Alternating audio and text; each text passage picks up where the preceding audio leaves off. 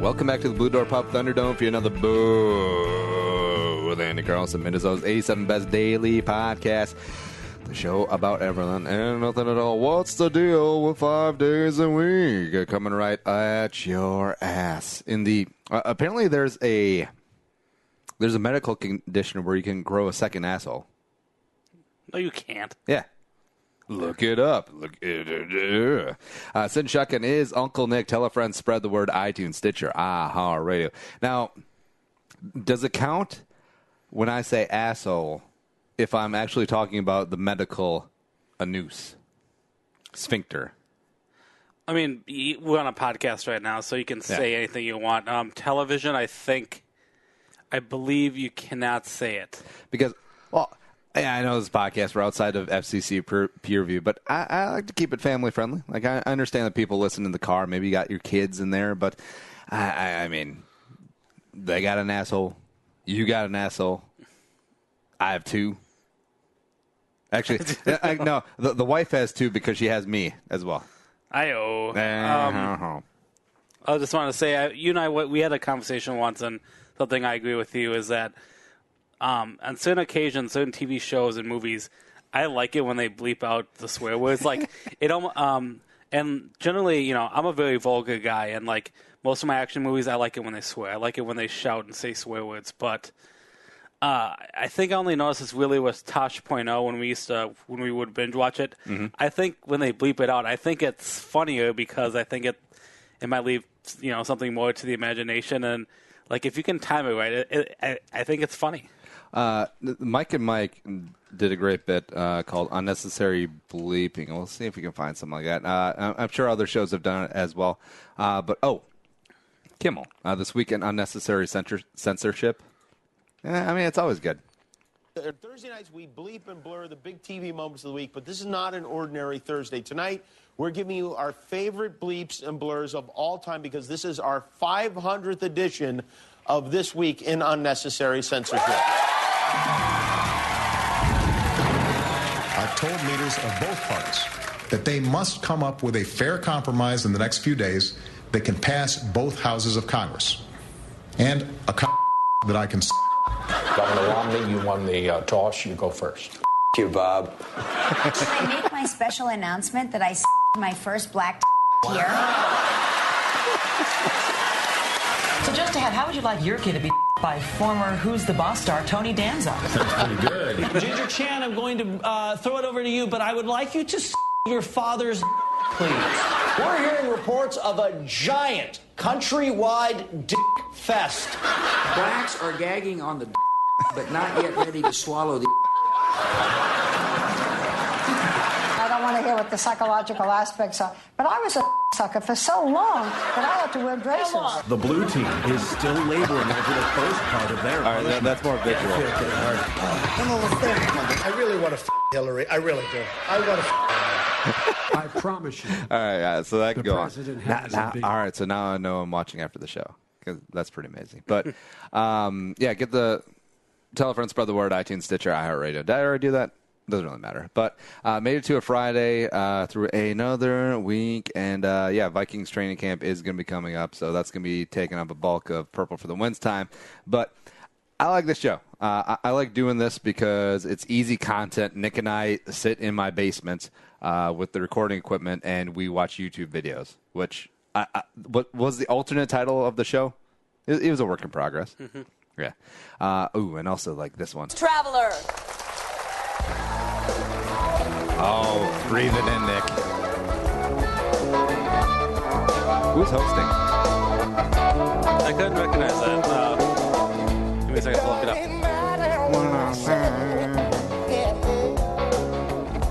Now, Luke Gidman, Andy Luke Football Machine, is learning harmonica. I'm kind of jealous because I would like to learn harmonica. I feel like I could be good. It's not a hard thing to learn. It's it takes time. You learn like breathing control and whatnot, and it's a very small instrument. You just have to. I was gonna say you have to be really good with your mouth, but that does open up. Well, doesn't John Popper have the Kenny G thing where he can keep exhaling through his mouth while breathing in and out through his nose? Maybe.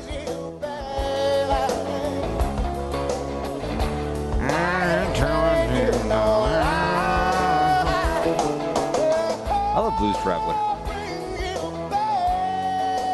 Yeah, you know the great thing about Blues Traveler is that John Popper, the lead singer, still rocking about $3.25 bills. He's got a good sense of humor about it. Look at him; he's wearing a vest like the dad in Boondock Saints. You know, the vest where he's got like 6 gun holsters in it, except they're all for harmonicas. Yeah, that's how it works. No, he literally has about 18 harmonicas on him. This was the first episode of season 21 back in 1995. The host, for some reason, Meryl Hemingway. Oh. Who? What, Muriel Hemingway? Yeah, Muriel, sorry. Is she related to the other Hemingway? You know, the one who rocked a typewriter for a while? I don't know. What was she in? Roseanne, a couple episodes. I don't know why she was hosting. Civil Wars. Yeah. That doesn't matter. I love Blues Traveler. And, zero ego from John Popper. Because, you know, once a band gets big, because Blues Traveler, I mean, had a couple of good hits. Hook, Run Around. And, you know, they tour constantly. They're one of those bands. They're not quite like Fish or the Grateful Dead, but they got following. But John Popper, I've heard him in interviews, and he's just down to earth. He's like, "Yeah, I just want to blow my mouth harp. I just want to go out there and sing." I don't know, man. Like when John Popper bangs a groupie, do you think he gives her a harmonica as like a souvenir? Maybe that's why he's got the vest. Oh my God, for all the girls and stuff, like for all the ladies. Harmonicas are not cheap. If you get a good one, which I'm assuming he spends a pretty penny on, I mean, they can be up to $100 easily. Who do you think would have better looking groupies, Blues Traveler or a random country band? Oh no, we'll take it on music. Blues Traveler or the Blue Collar Comedy Tour? Who has better looking groupies? Wow, that's interesting. They call me Tater Salad. I went through my phase in college. I was really into that. Blue Collar Comedy Tour? Yeah. I thought it was hilarious. And I hated, what's his name, the Jeff Foxworthy so much. Oh, why? I thought the other ones were actually much better. Well, yeah. But anyway, enough about that. I would say the Blue Collar Comedy because I think they get a wide variety of people, probably a lot of the hot ladies who just want to laugh and stuff. Well, I love that Bill Engvall was involved, except isn't he from, like, Arizona? And then, my sitcom had Nancy Travis as the wife and Jennifer Lawrence as the daughter. Yeah.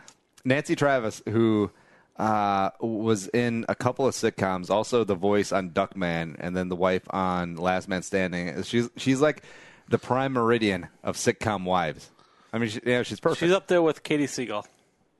Well, I think Sons of Anarchy kind of twisted up Katie Siegel a little bit. She was the mom on. You got Married with Children. You got Eight Simple Rules. A bunch of other things. And then Sons of Anarchy. Sons of Anarchy. Yeah. She gets banged by Jimmy Smits. I did not need to know that. Oh yeah. Oh yeah, look at there, boys. We got stool men now. You know what? It's funny. We travel all over the country, and we all been doing this for a number.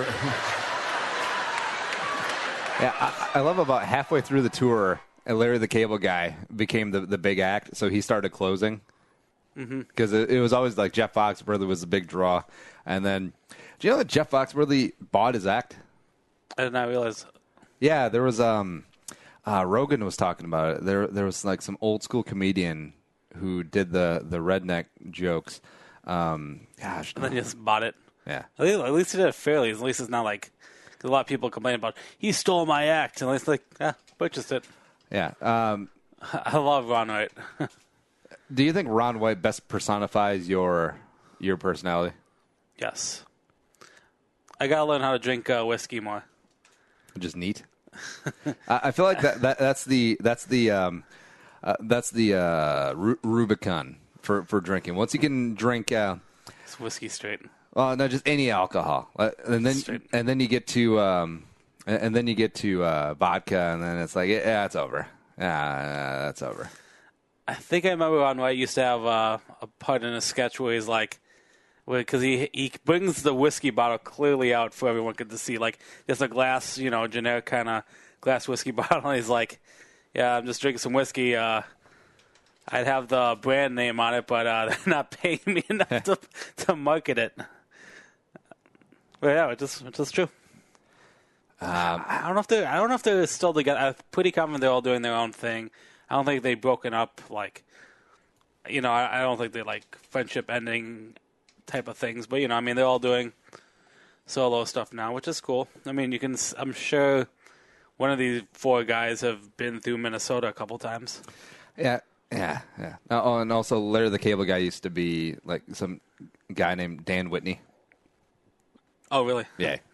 But that's not what we're here to talk about. We're here to talk about Josh Pelso Remax Preferred, because if you're a first-time home buyer in the Twin Cities, get him as your real estate agent, and whether you're buying or selling, he'll get you the best possible price. And it's tough right now, especially if you're looking to buy, and lots of people are having multiple bids shut down, 12, 14, 15, and it's a little tough, but that's why you need a bulldog. It's easy to buy a house when it's a buyer's market. You can have your aunt who just got a real estate license and woohoo, yay, doing the paperwork. Oh, no, that was a bad example because your aunt is actually a real estate. Yeah. No, so that wasn't shade at your aunt. I'm sure she's awesome at her job. But everyone has a relative who just got the real estate license, and like 2 weeks ago they're selling Amway at the back of their Ford Aerostar. Cool. Aunt Kathy, you're going to start flipping houses now. Is your aunt's name Kathy? No. Oh, all right. Good. All right. That's why you need Josh Pelto. Give him a call, 763-213-4617, 763-213-4617. Josh Pelto, Remax Preferred.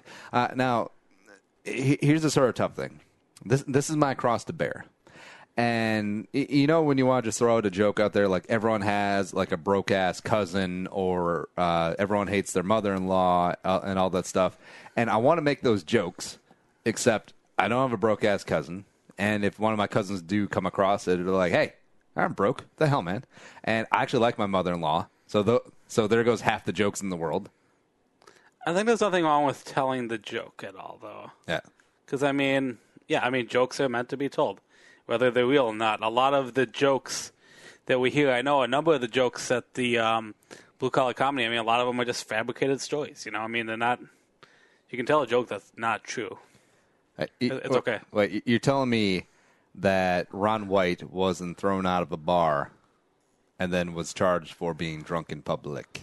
Oh, I think he was. I've heard multiple, and I haven't confirmed it at all, but that whole, with his main niche when he was big popular was the whole "they call me tater salad" thing. I think that was the story he tells. I think is not how it really happened. Yeah. It was like an exaggerated story.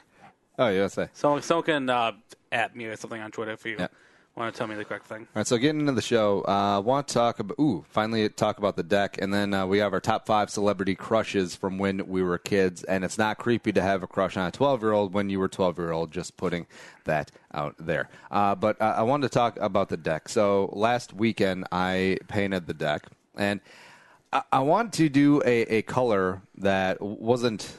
And don't want to do a brown, don't want to do a stain. Our deck's a little bit older. Probably will have to be replaced in about 15 years. But so it's too old for a stain. Went with the paint, and I actually like the paint because you can add some character. You can do whatever you want. Ended up going with a Carolina barbecue sauce, like a mustardy yellow, like a not like yellow mustard, not like Packers colors mustard, but like a little bit brown. Yeah. You can almost call it orange, but I like the color. I call it orange. I think it looks orange, but not like the fruit orange. Just a shade of it that works good with outdoor colors. Yeah, and here's my whole thing. And I'm big into home improvement. I like being hands-on. It gives me, it's cheaper than therapy because what I do is I throw the headphones on, listen to books on tape or a podcast or whatever, and then You just do busy work, and then at the end of the day, you feel pretty accomplished. Even though I don't know why people don't do it more. And you walk through everyone's house, unless it's a brand new build, there's always something that needs a little tending to. And the wife is starting to do that now. We're redoing the front flower beds. We're putting down new flowers. We're putting down mulch. We're doing all that stuff. And here's my whole thing. It's not super expensive. This isn't a kitchen remodel, which we're going to undertake here within a year or two. This is all like cosmetic, touching up paint, planting flowers and stuff, because the whole redoing the deck, getting the stripper and the stripper and the paint cost a grand total of $84. That's incredible. Yeah. Oh, I don't have the sound on because damn it. There we go. Damn it. Spending all $84. Yeah. So I mean, that's like that's hardly anything compared to like a lot of people when they think of doing home improvements. I mean, if you had to do something major like foundation work or goddamn water heater or something, I mean those are thousands of dollars. This is a simple. Hey, don't buy coffee for a couple weeks, and you can easily afford this. Yeah, and I understand the time suck. People are busy and whatnot, but if you have a couple hours, like this took me painting-wise an afternoon. Like in the morning, went and saw the wife run a 5K and played around with the kid and whatnot, and then got down to business and was done by 5. So if you don't have enough time on the weekend to do like a 5-hour job that costs $84 that you feel really good at the end of the day, and also it's pretty damn good looking for an orange deck, if I do say so myself. It looks fantastic. Yeah. Yeah, I think you do have a good advantage though, because I think you were saying on previous shows your family you had a grandfather who taught you a lot of things, and there's someone like me, my mom and dad, I know how to scratch lottery tickets open pretty quickly. You taught me how to put a paintbrush on the deck. I'm assuming they did. And then go back and forth. I never learned stuff like that. Painting is the most like drone work you can do. Like honestly, I could have paid a Mexican from Home Depot less than minimum wage to do the painting, except you don't get anything out of that. Like, and that's illegal. Like if you get into, if you get into like contracting stuff, painting is like they're the bottom feeders. They're above. Oh no, they're below, far below electricians, carpenters, especially finished carpenters, plumbers, etc. And then you get to the painters. Like that's the intro job. Like that's why you see college kids painting during the summer. You remember those signs like college pro painters? My cousin used to do that. Oh yeah, that's terrible. He made some good money because of he cut out the whole being the painter. He was a manager. He got the college kids to all do it, and it was amazeballs. I think he made some pretty good money doing that. Although I feel like you could meet some hot chicks when you're doing that. He did not. Oh. He got. I mean, it's poor male college students. Yep.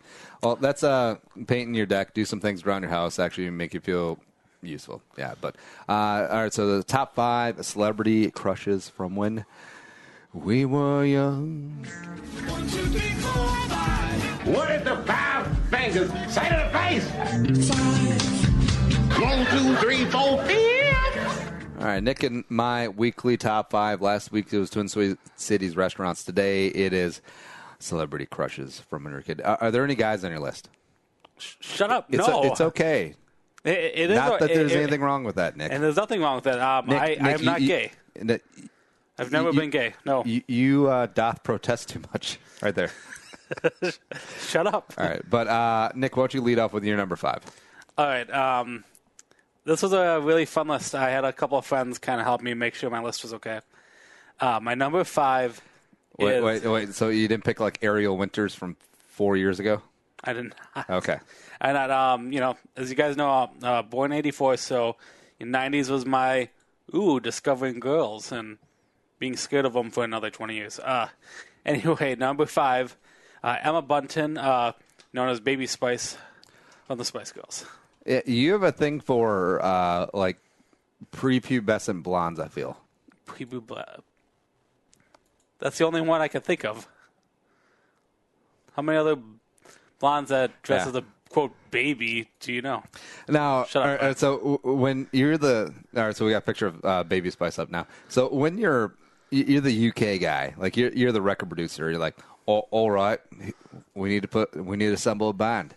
So we got scary one, we got the redhead, we have the sporty one. The posh one. We have the posh one who's going to marry some jabroni soccer player who's really terrible for the LA Galaxy. And then we need the one to attract the sexual predators. Shut up. I wasn't a sexual predator. I was 10 or 12. Yeah, but... No, I had been more like 15. Well, it's like when you give a dog a taste of filet mignon after eating, dry kibble all the time. In the back of their mind, they're like, how do I chase this high? Like, how do I get some more filet mignon? That's what being presented because I mean, look at this.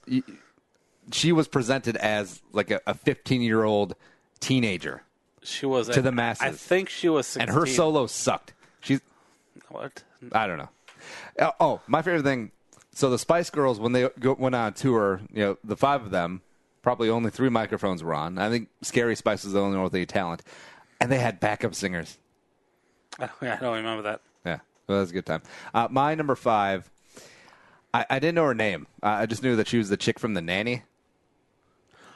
Oh, yeah. Oh, yeah. She's good. Madeline Zima, who is a tall drink of tall malted beverage, which fits in. Now, she was the sort of preppy, very posh, literally posh daughter from The Nanny. And now the dad married Fran Dresser at the end of the show, right? Yes. All right. So she was the youngest one. Wasn't creepy again because I was also a kid. But you guys were the same age, by the way. But this one has a twist because Madeline Zima grew up and then was in the show Californication. And she did stuff. Yeah. And also, that was the first episode. That was the pilot, yeah. By the way. So only episode I've seen. Yeah. So that one came full circle. Yeah. You should add it on Twitter. I'll think about it. All right. Who's your number 4? All right, number 4. We are going into the realm of Nickelodeon, and a name I can't even pronounce, but a longtime crush, and sadly I think that's the only thing she did, but from the Secret World of Alex Mack, Larissa Oleynik. Oh, yeah. And I'm totally sorry if I'm butchering your name. If you're listening out there, Larissa? I think it's Larissa Oleynik. And, Nickelodeon had some, fun, kids TV shows, Adventures of Pete and Pete, Salute Your Shorts, Hey Dude. I had a number of things to, go through, but I'll always remember her from the Secret World of Alex Mack.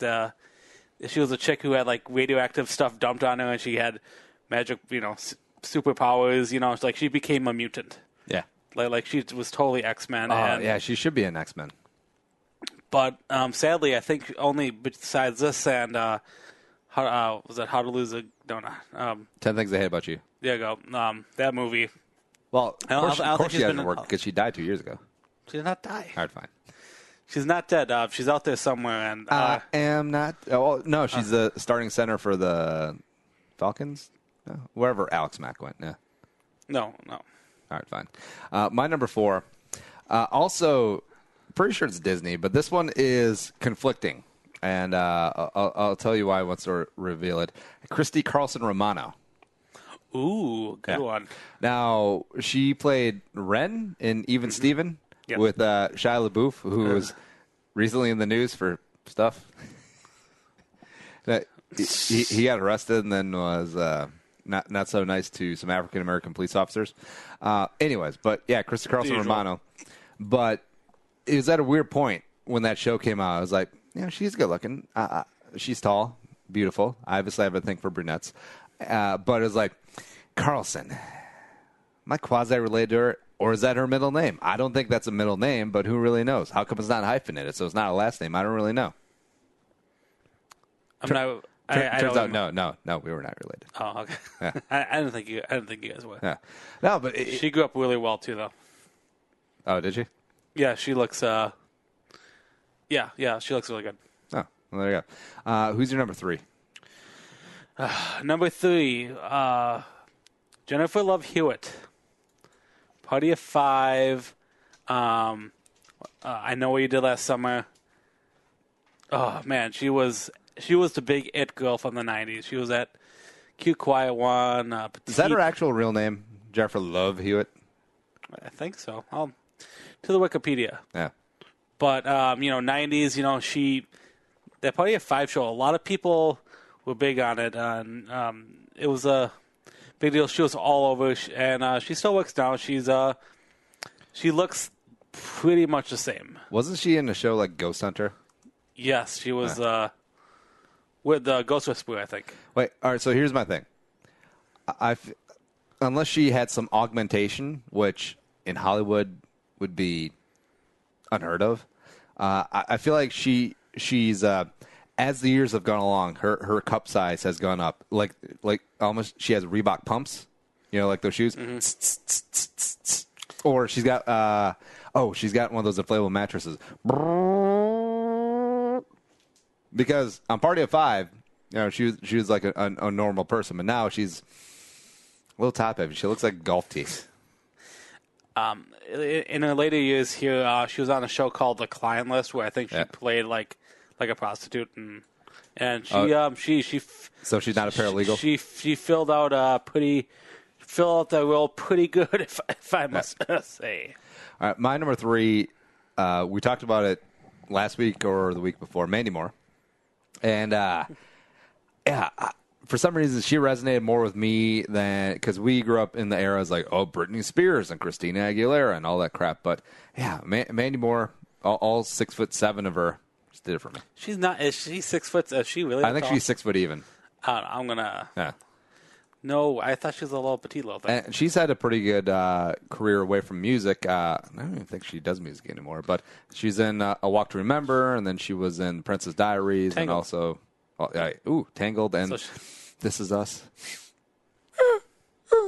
I've never seen the show. Google says she's 5'9". What, really? Yeah. Oh, maybe I'm just short. We can totally do that. All right, fine. All right, who's your number 2? Who's your deuce? My deuce, who you just actually mentioned, my big crush was Britney Spears. I loved Hit Me Baby One More Time. When that music video came out, we looked at school a completely new light. There was something about her. I don't know what it was. I'm assuming because she was a cute blonde girl. I think Britney Spears was, since she's from Louisiana, I always got the feeling that she was slightly trashy, and like she carried that humidity with her. The hot ass, well, not hot ass, but like swamp ass Louisiana humidity, and like she always just had a small hint of BO. Like even when she was in California recording things in 71-degree air conditioning, there was just always like if she walked by, you get a big hit of her signature perfume, but you also get a. What's that smell? Just a touch of BO. Because you can take the girl out of the South, but you can't take the South out of the girl. This is so crazy. Yeah. No. Also, what's the Family Guy joke? Is like Britney Spears looks like she's always sticky, slightly sticky. I forgot about that one. Something like that. There was a Family Guy one where they have her talking on the phone, holding the baby, and she's like indents the baby's head in to put her cigarette ashes out on, and then when the door rings, she drops the baby. And gosh, those early "Oops, I Did It Again" years, and those early years, it was just obviously now. I mean, she's gone through so many transformations. She's in Las Vegas now. She got married. She went crazy. Had 2 kids, whatever. But this 12-year-old boy. Yeah. Oh, and she had kids with K-Fed. Yeah. And what the hell is up with that? You said first crushes, man. This is early, so you got to look at it. I think it's smart though because. Like her and Timberlake would never work out if they were a real couple or not, because you can't have 2 celebrities in a relationship. Like you need one celebrity and then you need one backup dancer / singer. Whatever. Brad Pitt and Angelina Jolie are doing well. Oh, yeah. Brad Pitt and Jennifer Aniston. Brett Pitt and anyone. Yeah. Who's your? Sorry. My number 2. And this goes back to the day. And again, not creepy because Lindsay Lohan in The Parent Trap. Oh. Yeah. I forgot. Yeah, maybe. Twins, Basil, twins.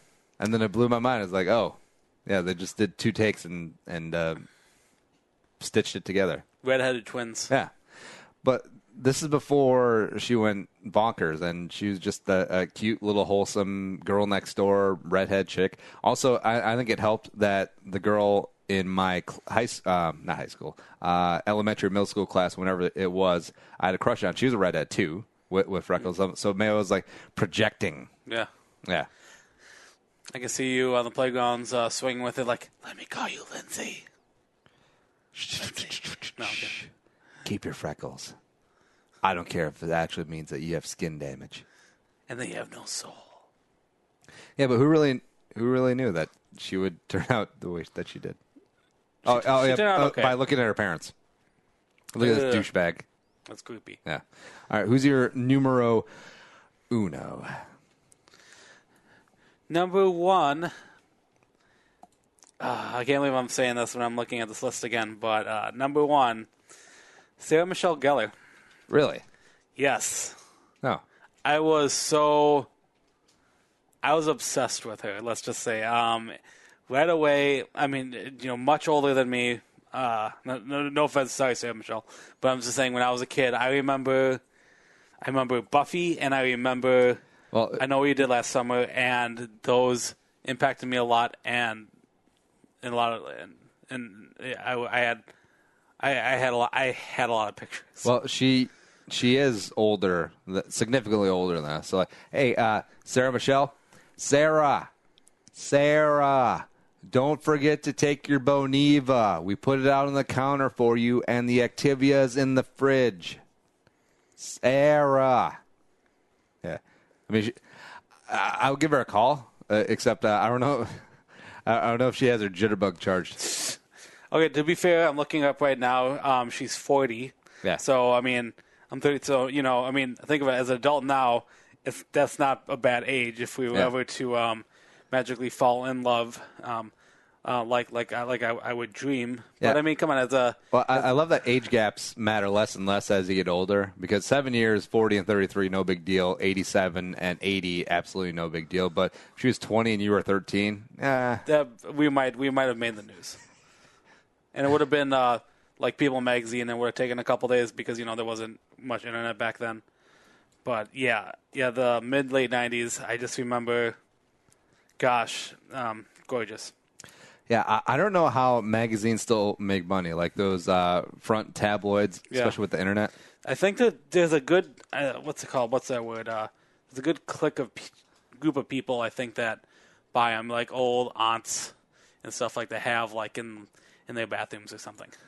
Yeah, probably. And my numero uno.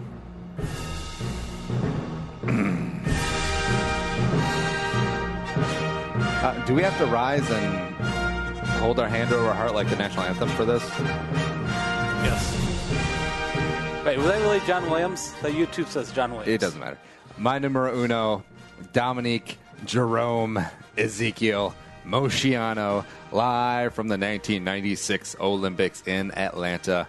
Wow. Yeah. Good pick. I was trying to remember the girls I'd crushed on, and I couldn't remember which one it was. Yeah. Well, for the 96 Olympics was, yeah.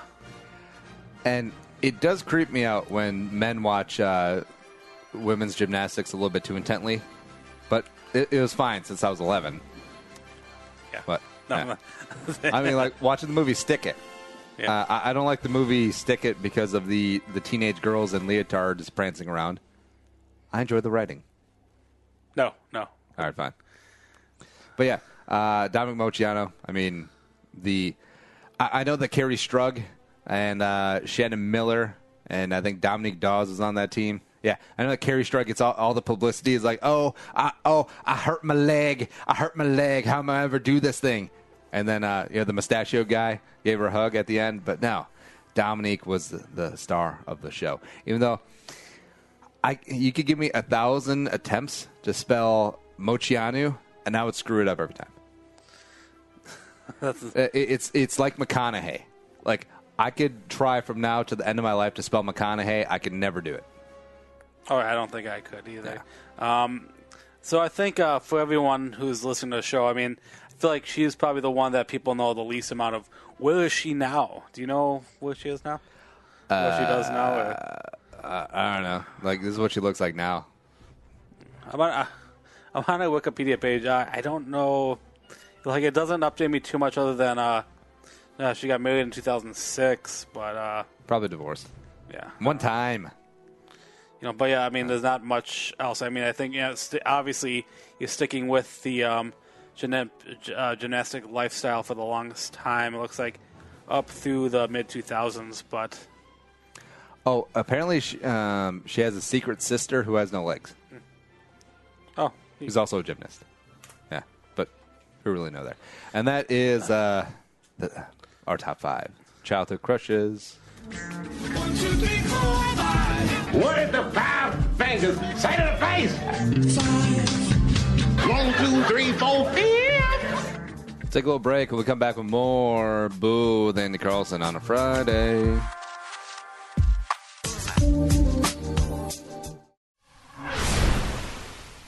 I got a fever, and the only prescription is more Purple for the Win podcast with Andy Carlson. Come to you all off-season long, covering free agency, the draft, OTAs, and then we're on to training camp. Get the show on 1500 ESPN, Podcast One, and the Podcast One app.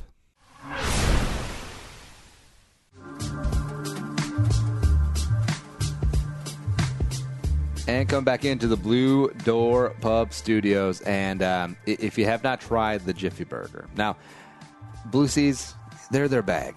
You know, Blue Seas are Blue Door's thing. They're what they're known for. And I know that certain other places in Twin Cities, get more pub. They get high and mighty about their Blue Seas, but now Blue Door Pub does it right. But if you want to try some burger that is not stuffed with cheese, try the Jiffy Burger, 3rd-pound burger with pepper jack cheese, crunchy peanut butter, and thick cut bacon, mayo, and the pickle. And I know what you're saying. You're peanut butter on a burger. What is going on? You're probably You're probably really fun to hang out with, but give it a try. The Jiffy Burger at the Blue Door Pub. All 3 locations, the OG St. Paul, Longfellow, and University on Como, the BDP.com. All right, Nick, let's do some news. You are fake news. Sir, go ahead. Can you... What? George Bush doesn't care about black people. I ain't got time to believe. You can't handle the truth. The news with Uncle Ben. All right, what about the list? When coming up with the top 5 list that we just did, do you know off the top of your head any like the could have made it, could not? I had a couple I wanted to mention quick. Oh, yeah. Who got honorable mentioned? Honorable mention. I was kind of thinking Jodie Sweetin from Full House. She kind of was. You could have got her for a bag of smack back in the day. And you could have had your own way. I don't know. I'll say. That might be too far. That might have been a little too far. And what's her name from All That? Who she went more crazier than Lindsay Lohan. Amanda Bynes. Yeah, and she wasn't that cute back then, but like I felt like she was going to, and like she got cute in those like late '90s, early 2000 films, you know. And like I think she had a TV show, the Amanda Show. Yeah, and she had like another show where like. She was more adult and she was really attractive, and I think she went cray-cray now. Like she's still all about cray-cray. What about Harriet the Spy? Remember that? Oh, Michelle Trachtenberg. Yeah. Oh, she was in Eurotrip and then disappeared. Yeah. I feel like if you're not on Nick's list and not on the honorable mention, that's like getting your test results back saying that you don't have herpes. Like, Look and watch. Ready yet? Get set. It's all that. Oh, yeah. All right, 90.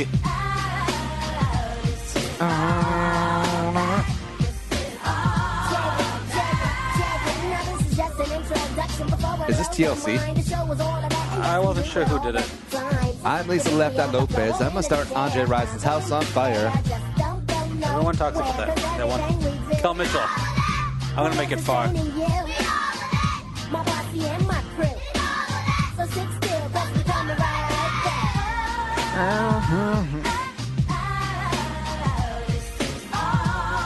back. Josh Server is actually a server now. Oh, Keenan. So this was after Mighty Ducks, right? Was it during or before? I think it was slightly after because he looks a little bit older than D2. I think the 90s had the best Keenan Kel. Hey, Coolio, you want some money? Everybody out there go run and tell your homeboys and homegirls it's time for Keenan and Kel to keep you laughing. And this is actually a pretty good show. But yeah, I'm a fan of the sitcom film before a live studio audience. Conflict is presented and resolved in 22 minutes formula. It's not bad. Yeah. Oh yeah. Also Keenan with the faux dreadlocks back in the day when everyone was getting dreadlocks.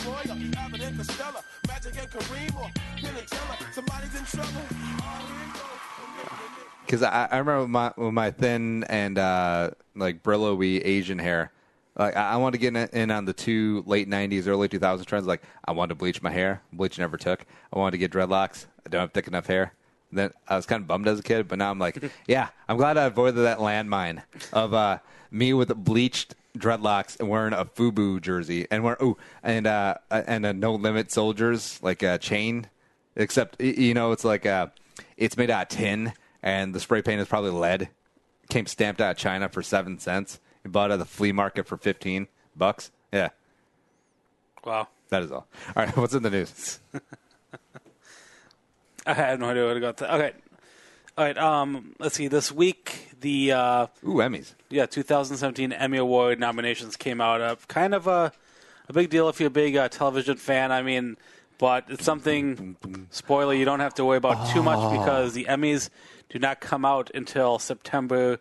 The Emmy Awards are until September 17th, 2017. But it's the 69th Primetime Emmy Awards. Nice. 69. Yeah. And, this is the one award show, unlike the Academy Award, Music Awards, where, like, from Wikipedia here, the programming starts from June 1st of 2016 to May 31st of this year. So it's that whole, like, half type of thing, kind of going with the whole how most TV shows have, like, their seasons from fall to spring.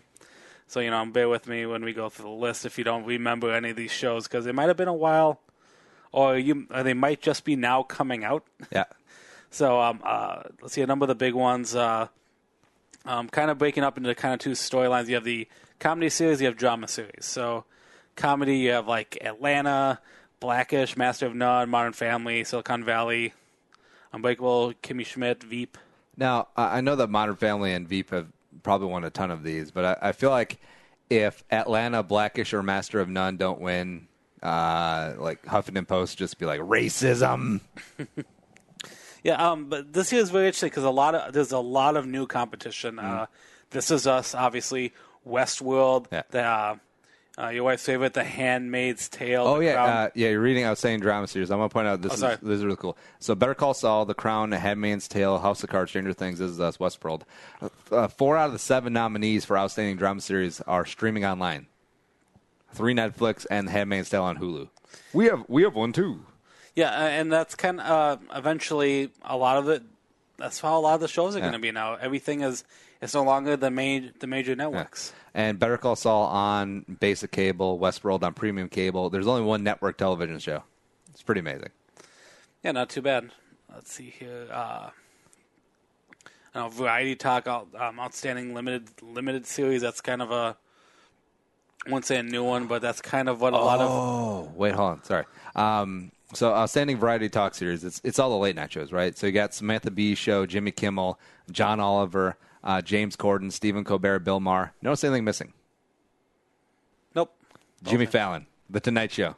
The Tonight Show is not nominated for variety talk series. That is shade. That is some shade. I like that both CBS shows made it because it's on CBS this year and Colbert is hosting. Yeah, although... Colbert as himself, I think is kind of garbage. Like I love Colbert when he was doing his shtick on Comedy Central, being the a facsimile of O'Reilly, and James Corden. I don't really know much about him besides the carpool karaoke, which everyone does now. Yeah. Obviously, my favorite thing you obviously should know is John Oliver. So, see, I want to know if James Corden and John Oliver have the chops to do an American accent. And then they did their show for like 5 episodes like that. I want to know if ratings go up or down. Or if we just realize, like, oh, these guys aren't actually smarter or funnier than us. They just have the accent, so it makes it sound different. I wonder if that same effect is in play over in the UK, although they probably look down on us. Like, well, here's what Parliament needs to do. You need to get your legislature together and be like, that man is a genius and very funny. Like that you're doing in a southern accent. Because that's how I imagine that's how they think that we all talk. Isn't that how we all talk? It is kind of. Ooh, American Ninja Warrior, outstanding reality competition program. Oh, that'd be pretty sweet. We won't spend the whole news on it talking all about all this, but I'm just scrolling quickly at all the actors and actresses, outstanding and stuff. There's a lot of names. There's at least most of these categories have 6 or 7, so a lot of competition all over. What are you excited about? Outstanding supporting actress in a comedy series, Vanessa Bayer, SNL. Oh, really? Yeah. Maybe that'll be her going away present. Yeah, I like how there's 6 nominees in this Outstanding Supporting Actress in Comedy Series, and 3 of them are SNL. Yeah. Leslie Jones and Kate McKinnon also up as well. Some of these shows I haven't even heard of, like Louie Anderson and Baskets. Yes, that's supposed to be a pretty big one with where he plays like a woman actually. Oh. Yeah. I feel like that's not too much of a stretch for him. It's surprisingly, I've seen a couple of clips and some pictures. It's pretty. You would swear that he does a pretty good woman. Hey, let's play the feud. Louie, you don't do that show anymore. Louie, I always remember that show. He's hashtag one of us, isn't he? Yeah. Life with Louie, man.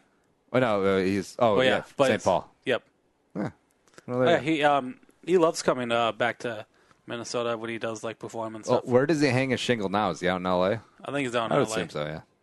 Oh, blackmailing incident. In the late 1990s, Anderson was blackmailed by a man named Richard John Gordon. Gordon demanded money from Anderson, threatening to reveal to tabloids that Anderson reportedly propositioned him in a casino in 1993. Anderson initially paid Gordon $100,000 in hush money, fearing the story would threaten his starring roles in 2 family-oriented series. What shows? But when Gordon demands increased to $250,000 in 2000, Anderson informed law enforcement authorities. Gordon, who was 31 at the time, was arrested. Wait, so hold on. Louie, man. So this guy makes up a story out of whole cloth that you proposition him in a casino. You give him $100,000, but then when he wants a little bit more, you're like, no more. Maybe could have done $150,000, but $250,000, nah. I'm calling the cops now. Well, what is that? I forgot about that. Like, how come we didn't call the cops right away? Some people just don't want to get cops involved. See, I want to know, because Louie, heavyset guy probably most of his life, and his comedy is pretty self-deprecating. Maybe he doesn't have the highest esteem of himself. I want to start a cottage industry of going up to stand-up comedians with low self-esteem, so it's going to be a very big market, and find their breaking point for blackmail. Like, find the dollar amount. Maybe Louis C.K. will be $1 million. Maybe Ralphie May will be $500,000. Maybe Gabriel Iglesias $20,000. But let's get to that point before they call the cops. Rake. Or let's not do malice things today. Or let's just hit Louie Anderson up again and find that breaking point. I feel like he would have gone to $150,000. I don't know. All right, fine. I don't know. I don't know. To end this news story off quickly, let's see. On Wikipedia here for this Emmy Awards here by network, HBO 41 nominations, Netflix 27, FX 26, NBC 14. The top 4 was one network station there. Veep, something called Feud, the Betty and Joan story. Oh yeah, that was supposed to be pretty good. They have 10. Big Little Lies HBO, The Night Of has 8. Well, yeah. I want to be the network producer who's like, hey, the kids are really hankering for right now, and they're streaming on their YouTubes and their Netflix. The feud between Betty Davis and Joan Crawford. Yeah, that's what I heard. All the kids are clamming about on Snapchat. They can't get enough of it. Hey, did you hear about Betty Davis versus Joan Crawford? No, I really hope they make a limited run miniseries about it. Done. I am a Hollywood history nerd, and I did find that quite interesting. But anyway. You're the only person under 50 who knows who those two jabronis are. Yeah, they're very popular actresses. Yeah, back then. Yeah. Yeah. Well, it's like 100 years from now. It's like we need to do a TV series about the quasi feud between Jennifer Lawrence and Anna Kendrick that I just made up now. But I can see them not getting along. Like maybe they'll be frenemies because I feel like they're both the easygoing chick that you can have a beer with, but you always sort of hate what you are, you know? Yeah. You always hate what you are. Yeah, like subconsciously you push away people who are too similar to you. Oh, okay. Yeah. I can kind of see that. Yeah. All right. So what's next? All right, let's go local. If you guys have any good plans for the weekend, you guys can always go down to Minneapolis, go to view the X Games going on by the time this is released right now at good old U.S. Bank Stadium. Yeah. As a kid, I think I was always kind of excited. I mean, people doing crazy bike stuff and like cool, roller skating things. I mean, it was fine and all, but I think we were spoiled too much, and now it's kind of. I'm surprised this thing still kind of exists. Well, I think it's bigger now than it's ever been. Like maybe it peaked a little bit in like the late 90s, early 2000s. Like I feel like the rise and fall of the X Games has really coincided with Limp Bizkit for some reason. Yeah. And for some reason, it's just huge now again. Yeah, but they're filling up U.S. Bank Stadium and all. That was way too high. Yeah. All right, so while we're talking about this, I have on the YouTube clip of worst injuries at the X Games. And there's also an 18+ thing on YouTube, like the person who created the video wrote it. Okay, all right, so this kid's going up the half pipe or whatever it is. It's super high, and that's a great angle. So he loses a skateboard, and then he's flailing, and then falls probably about 30 feet. Yeah. And hold on. So I paused the video, except if it was playing, he's completely motionless, and the camera is just on him. Like, you would think that the video stopped or something like that. No.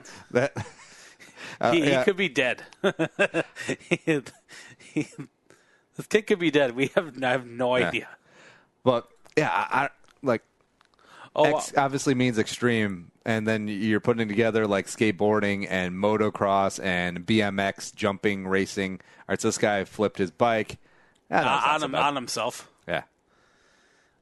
I mean, the thing is, we're doing all what we could be doing there at home here because everyone YouTubes and all these. I bet technology today, everyone has the GoPros on their helmets and stuff. We could sit for hours, and I'll probably do this tonight before I go to bed. Jump on YouTube and watch, all these cool stunts. And sadly, I want to see the people get injured. I'm kind of dark like that. I think the accents are way more entertaining than the people who. Oh, I think that's a chick. Oh no, she fell hard. Oh, the camera. Oh. Well, here's my whole thing. Like, if you get hurt doing extreme sports, you kind of had it coming. Like if someone dies in a bungee jumping accident, or a tragedy today as a man has died in a free basing or no base jumping accident where you literally jump off a cliff with a parachute behind you. Yeah, I don't really feel too bad because you kind of knew what you're getting into. It's not like you're getting a grade 3 compound fracture of your femur where it's like sticking out, the bone is sticking out through your skin. Eating some soft serve ice cream at the ice cream shop. No, not quite the same. You know what you're getting into, man. Yeah, and I'm sorry, I know very little about what the X Games are. Like are there medals? Is there a point system? I really didn't It's the research this Extreme enough. Olympics, but, man. Like, I don't know what are there prizes in this? Hold on. Wait, that guy died? All right. I think eventually he may have died. All right, so respects then for the whatever family. But yeah, apparently this guy died. All right, so hold on. This is like a high jump. This is the dumbest thing I've ever seen. So you're taking a bike, a dirt bike, and you're running up a ramp, trying to go over a high jump thing. You're trying to Fosbury flop over this pole, and I imagine it's like high jump rules. Like you keep going up and up until someone gets the highest jump. And all right, so he clears it, does not stick the landing, and actually looked relatively innocuous. But he grabs for his neck right away. Which, if he had a broken neck, he wouldn't be grabbing for it. I mean, I just don't. I mean, was his name Mitch Richmond? They look like Miles Richmond. Oh, whatever. I don't know, but I think what I was more afraid of is that we both saw Caleb Moore. Oh, no. Oh, so Caleb Moore must be the snowmobile one. Yeah, hold on. It's always a little creepy when you see people who die in like a sports or a car accident, and then they're moving a little bit after the accident, and you're like, "Yeah, your clock is ticking down, man." Went to X Games. Yeah. All right, so hold on. So he just did a backflip on a snowmobile. I feel like you should call it a day. I feel like you're pressing your luck on the rest of it. And then okay. All right, so that. And still, all right. Now I'm bummed. Now that I know that he died, and let's look at the dates, because I'm over under 21 for this kid. You want to know his age? I have it all up here. Oh, it's 26. 25. Yeah, close enough. Apparently, he was talking about this snowmobile freestyling part. Yeah, he was attempting a backflip, something he's done several times. But then, he flipped over his handlebars upon landing and was hit by the snowmobile. He was able to get up and he was fine, but he was taken to a hospital, treated for concussion. Doctors found out bleeding around the heart. He had a heart contusion, and it sounds like he underwent surgery, but it just sounds like cardiopulmonary arrest. Here's my whole thing, which it's tough for me to connect this with actual empathy. Now, you obviously feel bad for the family and whatnot, but I mean, this guy died doing backflips on a snowmobile. It's not like he's by the way, a grown man at age 25. This isn't a 5-year-old suddenly getting leukemia. This is not that level of tragedy. But I feel like death should not be a binary thing in terms of empathy. Like, obviously, like I said, you feel bad for the family and whatnot, but you kind of knew. I mean, you kind of knew what you're like when people die from tragic fireworks accidents. Like, give me a break. Like, get the hell out of here. You know what you're doing. How could this senseless tragedy ever be avoided? No, it's like save your actual empathy for like the kid with the failing kidney, the kid with the leukemia, the hardworking single mother of 4 who's working 4 jobs to just provide. Yeah, when she gets hit by a bus. Yeah, save the empathy for that, not for those. I agree with you. And that's the news. The news with Uncle Nick. From the entire Channel 4 news team, I'm Veronica Corningstone. And I'm Ron Burgundy. Go yourself, San Diego. How did Andy die? Well, he had a 0.21 blood alcohol content, and he was smoking a Roman candle while he was playing chicken with a train. What a senseless and completely unavoidable tragedy. Thoughts and prayers. My heart aches for them.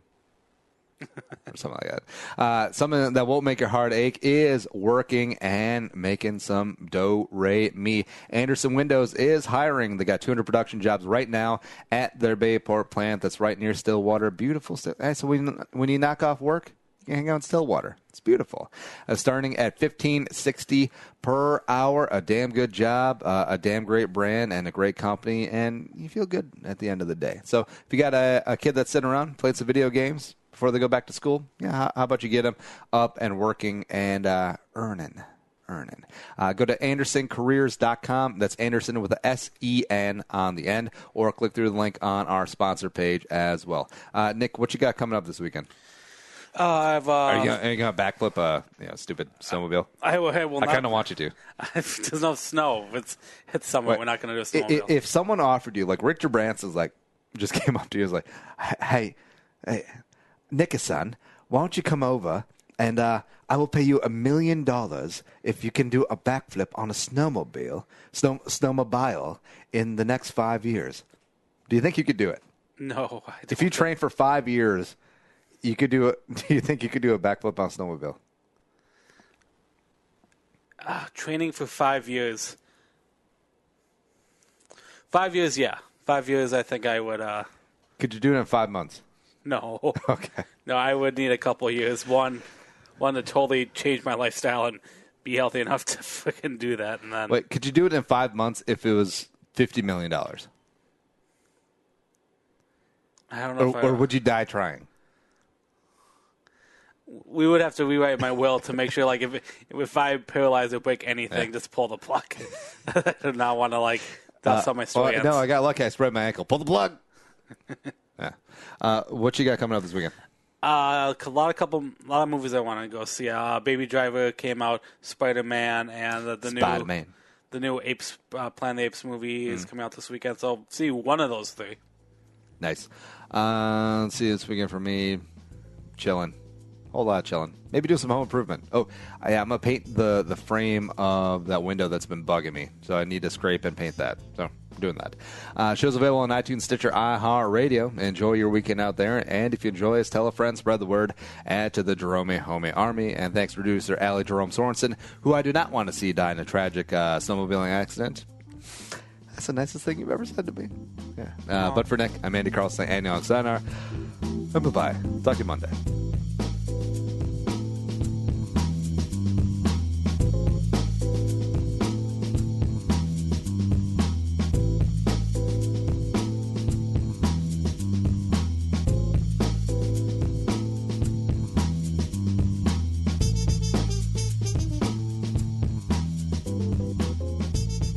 Thanks for listening to Bowl with Andy Carlson, Minnesota's 87th best daily podcast. Download the show on iTunes. Everyone's middle name is Jerome.